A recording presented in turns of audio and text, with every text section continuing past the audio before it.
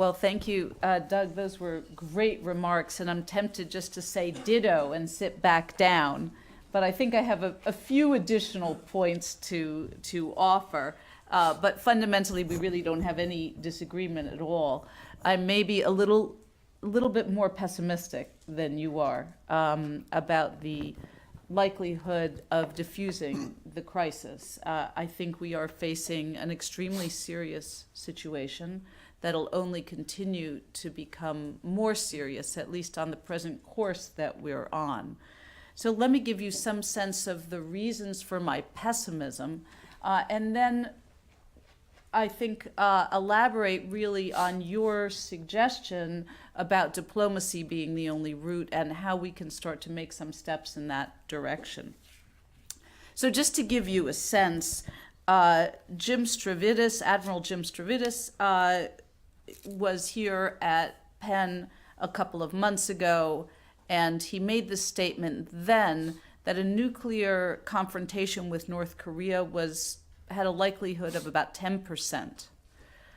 He gave the likelihood of a conventional conflict with North Korea or on the Korean Peninsula, whether it would involve us or not, at about 40%. So combining those two, he gives us about a 50-50 chance of seeing a war on or relating to the Korean Peninsula. Now, those are pretty bad odds if you believe him. He may be wrong, but I've heard other commentators who are very knowledgeable giving similar odds. We should also remember that we have other kinds of conflict with North Korea that is a distinct possibility and can wreak great havoc, such as cyber conflict. So it's not the case that nuclear war or a nuclear exchange, a conventional exchange, are our only two sorts of military engagements that we can have. We know that the North Koreans hacked Sony Pictures, and that they were able to do an extreme amount of damage in a very short amount of time. Try to magnify that to a much larger scale and imagine the North Koreans hacking into major infrastructure that protects our water system, our energy system, our Pentagon launch codes, and so on and so on. It could be, the North Koreans are very adept at cyber interference and cyber hacking, and so we really need to think of that now as a third form of conflict, a third form of military engagement that can occur, and not just to write off cyber engagement as a kind of covert operation worry. So those are the kinds of worries that the three categories that we need to worry about. And of course, remember that a conventional conflict can easily escalate into a nuclear conflict. And my worry now is that a cyber conflict, which has the greatest likelihood of all, can escalate into a conventional or a nuclear conflict. So those are the directions in which we need to be thinking about the worries. As it presently stands, it is the estimate of most experts that the North Koreans probably do not yet have the capacity to place a nuclear device on a ballistic missile and deliver it to Hawaii or San Francisco, but they are certainly busy working on that. How much destruction would a nuclear weapon mounted on a ballistic device delivered to San Francisco do?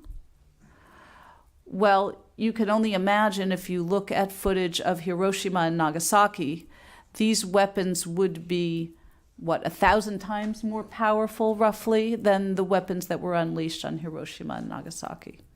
So you might want to buy land in Arizona if you like the coast, because California might cease to exist. Though the air wouldn't be too good, air quality in Arizona wouldn't be too good for a while after that. So what are the scenarios that could lead to nuclear confrontation? I certainly think that continued baiting and exchanges of an aggressive nature with Kim Jong-un is, if you were trying to start a military confrontation, especially a nuclear exchange delivered by heads of state, that would be a good way to start. Start baiting the guy that has his finger on the button over and over again, call him names, engage in exchanges with him of a personal nature, comment on his stature and girth, as we've recently seen. You might get a good fight going that way. I mean, let's remember that we're dealing with a narcissistic, potentially psychopathic leader who has no interest in democracy and is terrified of regime change. And of course, then there's the North Korean leader, right? So we have to think about the personalities that we are dealing with here. I used to think, this is maybe the one point of disagreement that I have with Doug. I used to think that, in fact, Kim Jong-un was a lot more rational than our supreme leader, and that he, unlike President Trump, is not suicidal. But in fact, I think they're very similar. They're both afraid of regime change. And I think they're both so afraid of regime change that they might rather themselves go gurgling into the sea than see that regime change happen. So they're both kind of hanging on. In that connection, you might ask yourself, how did we get here recently? Where did this tension with North Korea, which has been quietly in abeyance for quite a long time now, why did this suddenly come bubbling up now? Well, I think there's a few explanations for that. But if any of you has seen the movie Wag the Dog, I advise you to, nobody, you guys are too young. You've probably seen it, right? Go watch it this weekend. It's a great flick. And it's about a president who gets into trouble with a Firefly girl who decides to stage a war to distract from domestic problems. The more President Trump and his associates come under pressure from Mueller and from our system in general, the more we can expect to see tweets of the sort that we've been encountering with regard to North Korea, or so I would speculate. So, fasten your seatbelts, this may get worse. All right, a couple of thoughts about how we can start thinking about recent activities and then tension diffusal, and then I'll stop. I want to say something about the testing that's been going on, because the second reason, I think, for the growing tension with North Korea has to do with recent military tests. Now, a ballistic missile hasn't been tested, hasn't been fired since the middle of September, though we have evidence, reason to think that another test is coming soon. It's tempting to attribute the frequency of these tests and the growing frequency of these tests to the dynamics with Donald Trump. But I think there's another factor that's playing a role. Remember that North Korea is a cash-poor country. And also remember, or learn if you don't know it, that North Korea basically supports itself by selling a lot of antiquated weapons systems all around the world. I have the speculation, and I'd be curious to know what Doug thinks about this, that a lot of this testing may be actually advertising. See what our weapon systems can do. They are trying to get other countries to buy their goods, and they're trying to show that those goods are reliable.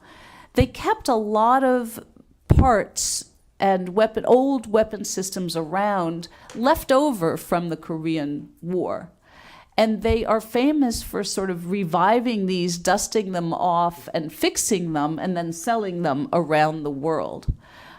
So they do this both with conventional weapons, and then my fear is with potential nuclear weapons. Certainly anti-ballistic technology is at risk for being sold around the world. And if we think they're bad, we're certainly not going to like the people who were buying weapons from them any better, I suspect. So we need to look seriously at the exporting of this technology, but also to look at their actions, which are so provocative to us, and depersonalize them. What are they going for? Why do they need to do this, in their view? And what can we put in its place that might diffuse some of this visible tension mongering? All right. Now, what can we do to diffuse the tension, possibly? Small steps. Don't minimize the importance of small steps. So let me give you one example. When journalist Laura Lynn was kidnapped by the North Koreans many years ago, and really regarded herself as doomed, she reached out to her sister, who was also a journalist, and said, listen, the only thing that might help is Bill Clinton coming over here. And now, why is that? Well, Bill Clinton conveyed his personal condolences many years ago to Kim Jong-il upon the death of his father. And in fact, Kim Jong-il, who's the father of the current supreme leader, said that Bill Clinton was the first person actually to reach out to him among foreign leaders when his father died. As a result, Kim Jong-il had this soft spot in his heart for Bill Clinton. So miraculously, the Lin family managed to get in touch with Bill Clinton and got him to fly over to North Korea. And guess what happened? Laura Lynn was sprung the day that Bill Clinton arrived. That's all it took, right? So it was a point of honor. Remember, we're dealing with a very different type of society, though it would be for any political leader to have the respect paid that might start to diffuse the tension. So small steps matter. So I'm going to close with a final suggestion in the direction of small steps matter.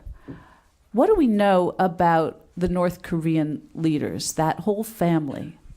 We know they love basketball.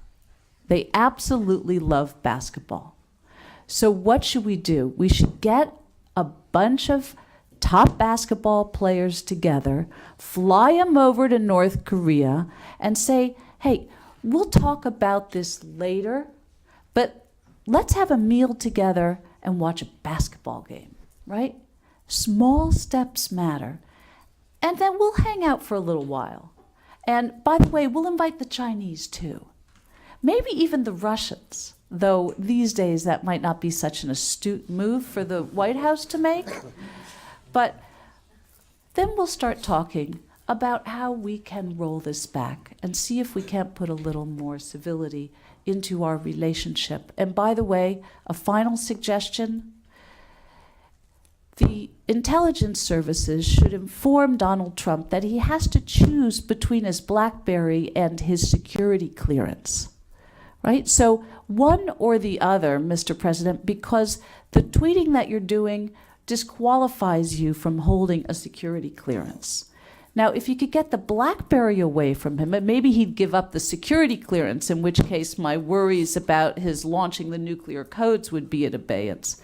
But if it's the BlackBerry, but if it's the security clearance he goes with, that would do a lot in and of itself to lower the tension with Kim Jong-un. Thank you.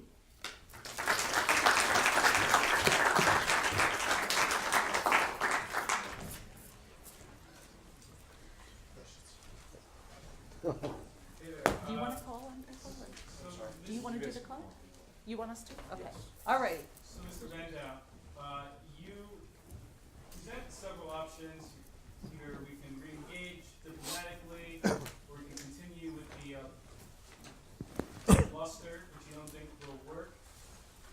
But what about the third option? What if Trump isn't blustering here? What if he's 100% serious about totally annihilating North Korea? in the short to medium term. What are the actual problems with that option? Well, the problem here, I mean, number one, we have to be cognizant of the fact there are other people on the planet, not just us. Lindsey Graham, the senator from South Carolina's comment was, well, yeah, war would be kind of bad for the South Koreans and the Japanese and the Chinese, but at least it would be, quote, over there, unquote. I'm quoting, literally, over there. You can imagine that made my South Korean friends feel very secure. I think almost any military action, and there's kind of do the surgical strike, right? Take out something, whether missile or nuclear or whatever, or there's full-scale war. Most analysts and most political types don't advocate that we launch, the final war to conquer the North. They advocate some kind of a preventative strike on military assets. Most of the analysts also believe that that would lead to full-scale war. And I just present that as if you're sitting in Pyongyang and the U.S. shows up and takes out your most effective weapons, what do you think is likely to happen? Do you believe it's going to stop or this is part of regime change? I mean, you've seen successively. And the longer you wait, the more the U.S. can erode your military capabilities. So I think that it's almost certain that the North would respond militarily. Now, the problem here is twofold, one of which is Seoul. Seoul sits roughly 35 miles south of the DMZ. I mean, the estimates vary, and it's complicated by the range of North Korean artillery and stuff. But for the most part, the North could pour in thousands of artillery shells into Seoul, Scud missiles topped with high explosives, chemical weapons, and a variety of biological agents. I mean, they used VX to kill his older half-brother at an international airport. These are not people who are hesitant to use these kinds of agents. And depending on their ability, having miniaturized and weaponized nuclear weapons, they could also put nukes on top. So imagine a war that starts with tens of thousands of artillery shells and Scud missiles pouring into Seoul.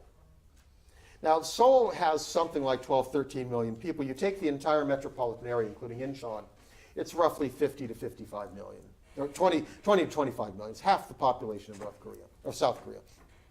I mean, you just imagine. I mean, people who think that this could be contained, I mean, you imagine sitting in Long Island pouring artillery shells into Manhattan. What do you think would happen? I mean, it'd be monstrous. Beyond that is the fact that their missiles, the range they can hit throughout the region. So at least to the extent they've weaponized nuclear weapons, again, I think from their standpoint, preventative war from their, that they would strike, and they could easily strike Tokyo as well. Well, that's an even bigger city. I mean, the numbers people talk about of casualties of a war on the Korean Peninsula, we would win, but you're talking millions. I mean, in terms, so, But again, my question is not about a precision strike. I'm saying about the option of totally annihilating them on the first strike. we probably can't. I mean, the problem is, the thing is, the stuff is well dug in. We don't know where it all is. We could use, once they start shooting, then we'll know where artillery is and this and that. They have mobile missile launchers. We found in the Gulf War, it's not easy to get mobile launchers. We had to try to get the Iraqi mobile Scuds and whatnot. We're not likely to take everything out. And separate from that is, I'm not very comfortable with the idea of annihilating a country of 20-odd million people, most of whom aren't at fault. So, I mean, you have to have a really good reason to do that. And I just don't think we're at that stage. And I don't think it would stop with annihilating simply North Koreans, most of whom are not really complicit in the regime. It's lots of others that suffer too. So you spoke a little bit about the role that China has in potentially resolving conflict. I'm wondering if you could speak a little bit about what you view the role and the interests of some of the other players in the region, like South Korea, Japan, and even Russia, or some of the non-state actors, you might say, like Dennis Rodman and so forth. Well, if you send basketball players, you got to send the Chicago Bulls. That's why Rodman is there. I mean, Kim Jong-un went to prep school in Switzerland and was a Chicago Bulls fan. We know this from his classmates. It's serious. That's why Rodman went. Yeah. He was a Chicago Bulls fan. Look, I mean, South Korea doesn't want a war, right? I mean, the most important thing from South Korean standpoint is please don't blow up our country, because the war would be over there. And I think attitudes towards reunification vary. I mean, reunification means less for younger South Koreans. They never lived in a unified country. a lot of folks, especially in the ruling establishment, figure that reunification would be extraordinarily expensive and difficult. Well, not to Imagine, mention that China doesn't want it. that's right. But even setting it just, and what is their goal? I mean, after the German reunification, one of the reasons they had the Sunshine Policy was they wanted to promote development in the North because the expense of melding these countries would be so great politically. I mean, so I think reunification is not something at the top of the South Korean agenda. If the North regime disappeared, China did not intervene, it probably would happen. But so the South Koreans mostly, I think, at the moment want just, let's try not to blow up the place and try to find a long-term solution. Japan, to some degree, has the same sense. I think Japan actually would prefer not to have a unified Korea. They're probably not going to say that very loud. The one thing that South and North Koreans agree upon is how much they hate the Japanese. They really, I mean, right now the two governments are all bollocksed up in arguing about a statue of comfort women in front of the Japanese embassy. Comfort women are the women who were forced into prostitution by the Japanese military. Japan never really, well, they were paid, and Japan has a problem with that. But I mean, the problem is these are two countries that should work together, and they're kind of at odds, even though they're democratic and American allies. Japan, I think, doesn't want a war, doesn't want to be targeted. It knows that North Koreans hate them and would hold them hostage. And it would like to see an outcome that probably doesn't have a unified Korea, because that would be a country of 80 million, productive, probably antagonistic in many ways to Japan, maybe more closely aligned with China. So, but Japan also doesn't want war. Russia, I think, is primarily, the Russian relationship went south back in 1992 and they recognized South Korea. They did that before China. I think Putin's back in mostly to screw with the US. I mean, we have our issues with them with Crimea and Europe. I think Putin likes to play. He wants to be a player. He wants to have influence. He wants to, make us need him. I think I don't think that Putin has any interest in bailing the North Koreans out. I think he's interested in Asia matters to Russia. He's trying to make Russia more of an international player. He doesn't want a nuclear North Korea, but he also doesn't want US dominance. So I think it's a bit more of a geopolitical game for him. What do you want to call it? It's kind of a two-part question. One is, you said that you don't think that North Korea is suicidal, but you also said that they might preempt warfare by launching a nuke at Guam or any other base or ally of ours. And at least in my perception, I think if we get nuked, we're going to launch a nuclear weapon back, which would be suicide in itself. The second part is, why would you say we would not help prop up a Chinese sub-regime in there to create that buffer space between China and South Korea, but also avoid the, I guess, messy aspect of it?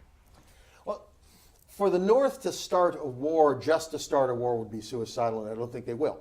I mean, I don't think Kim Jong-un sits there and say, wouldn't it be neat if I could blow up that way? When I talk about a preventative, or more, probably even more from their standpoint, preemptive war, it's they believe the U.S. is preparing to attack them. If they believe that, they should strike first. Because the longer they wait, the weaker they will be. The longer they wait, we will be bombing the DMZ, taking out dug-in artillery. We will be trying to take out anything we can find. So they want to act first. And if they can take out major ports, we have about 30,000 troops there. If we want to send mass reinforcements and they've blown up the ports, it's harder to get in. If they've taken out Okinawa, it's harder. Our Marine Expeditionary Force may cease to exist. I mean, so my worry is that if they think war is coming, they might act. The standard presumption of American policymakers is that, of course, the end of North Korea means reunification with the South. And I just think they're completely ignoring China. And I could easily see China's intervening. If North Korea starts to collapse, I could see China moving in and trying to come up with its own regime. It would be and have a North Korean frontman. I think that is why Kim Jong-un killed his older half-brother. Kim Jong-nam lived in Macau under Chinese protection. When he executed his uncle, the main charges against his uncle was the fact that he was the primary interlocutor with China. I was in China when they killed him. And the Chinese were all worried. Among the crimes he allegedly committed was turning over state assets and property to an unnamed country, which meant China. So there's a lot of sensitivity there. So I think, and I could easily imagine China intervening and wanting to maintain a buffer state. And my reaction would be to say, you say that's fine. If you can deliver us from this nuclear world, we would stand back and not get overly concerned. Let me just add something to that. We need to make a very clear deal with the Chinese. We are not seeking to dismantle North Korea. right? We'll respect your geopolitical boundaries on that. And we will work with you to ensure that this negotiation that we're hoping to have does not result in that. Number two, they would love to see us remove our anti-ballistic missile technology from the area, our THAAD technology, which actually doesn't do us that much good anyway because it's a system that only operates on descent. And so it's not the most effective technology we could have. That's something we could offer them as something we could do for them. So we need to strike a deal with the Chinese, is my guess, before we can actually effectively strike a deal with their assistance with the North Yeah. Koreans. Yeah, you'd like to have their backing in any deal you try to make. Yeah, in terms of deal, do you think China, which is losing control of its island, North Korea, would compromise North Korea in exchange for U.S. compromise on Taiwan problem? I mean, the reunification of Korea Peninsula in exchange for the reunification of China. Did everyone hear the question? Yeah. It's a really good question. You want to repeat? Sure. Look, number one, I think at the end of the day, the U.S. should not go to war with China over Taiwan. On the other hand, I don't feel particularly comfortable treating a democratic country of 23 million people as a bargaining chip. The kind of, oh yeah, we give Taiwan, what does it mean to give Taiwan away? It's not like Taiwan is ours to give, right? Well, moreover, we already accept China's approach to The Taiwan one China officially, policy. so what do we have to give? We're already a one state. I mean, there will be perhaps a war between mainland China and Taiwan, and the U.S. May be intervening in this war. Oh, no. Look, I think my view is that you really want to be very careful bringing those together. I mean, I think I have my own ideas on Taiwan, where basically China promises not to use military force, we promise not to be involved. Taiwan agrees to maintain strategic ambiguity, and we kick this down the road, which is about the only way to avoid conflict. But again, I feel very uncomfortable showing up in Beijing and saying, we will give you Taiwan, which is not ours to give. I mean, and it just becomes much harder. You start making that macro deal, and you start, again, Taiwan has a mind of its own. What if Taiwan decides it wants to build nuclear weapons? I mean, there's a lot of things that could go into this that I would be very hesitant on that. Of course, there's a deal in the other direction to make, which is we'll recognize the Taiwanese government, if you don't assist us, is a possible threat to make. Yeah. And that might be more along the lines. I wouldn't recommend it, but Right. the way this president is going on talking to Taiwan, maybe. Yes. And lost my pen, sorry. In your speech, you sort of mentioned two things potentially that maybe be clarified a little bit. You said something about we're moving towards sending an armada off the coast of North Korea, but we didn't wind up doing that. But then you also mentioned 3 carrier groups, which, as I understand it, are currently stationed in the Yes. Sea of Japan, which, in the words of the commander of the USS Ronald Reagan, enables us to indefinitely support 24-hour offensive operations, using that as a platform. And in another part of your speech, you also mentioned the danger in massing our forces off of the border of another country.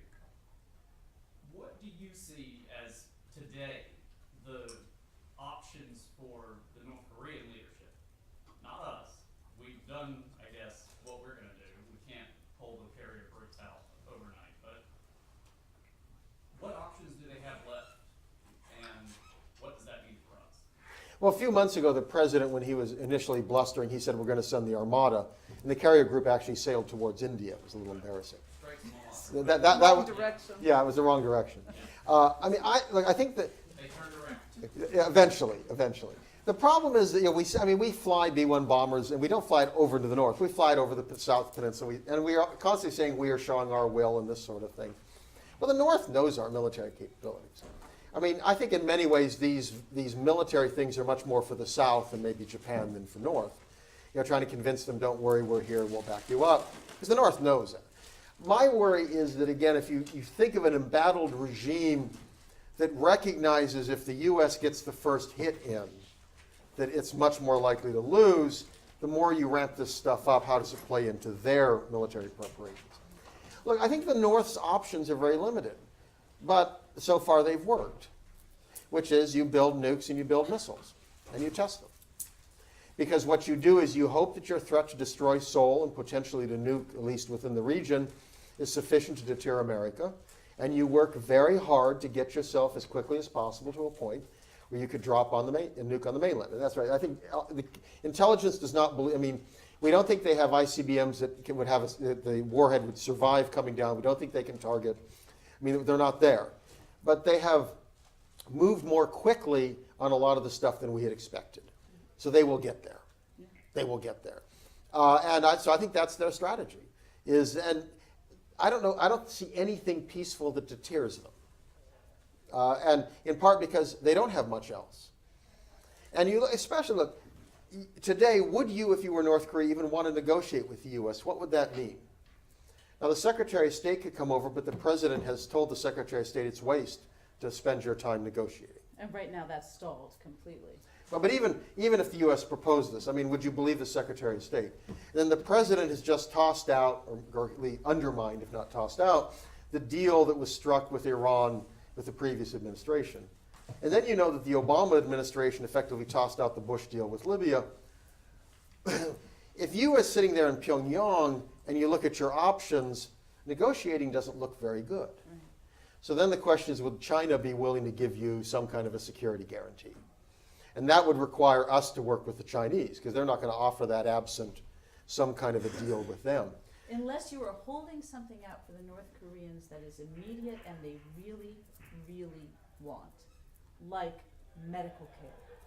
That's probably the single biggest thing other than basketball that we could offer them, given the state of their medical population. I mean, that might get you something. It won't get you the end of nuclear weapons. That's the thing. So, I mean, the North Korea, look, this is a very poor dictatorship. This is not a good world to be in. On the other hand, they've played, the father and grandfather at least played a very weak hand very well. I mean, Kim Jong-il has that look. I mean, you go back to Team America, right? The guy, bouffant hairdo, big sunglasses, platform shoes. The guy looks like a nutcase. He played it extraordinarily well. I mean, he brought his country through mass famine. He's on the front page of every newspaper in the world, and he's got the United States running scared. He did pretty well. And so far, the kid's doing that as well. So they're playing a weak hand very well. We have to remember they do have a weak hand. We shouldn't act as if they're the superpower.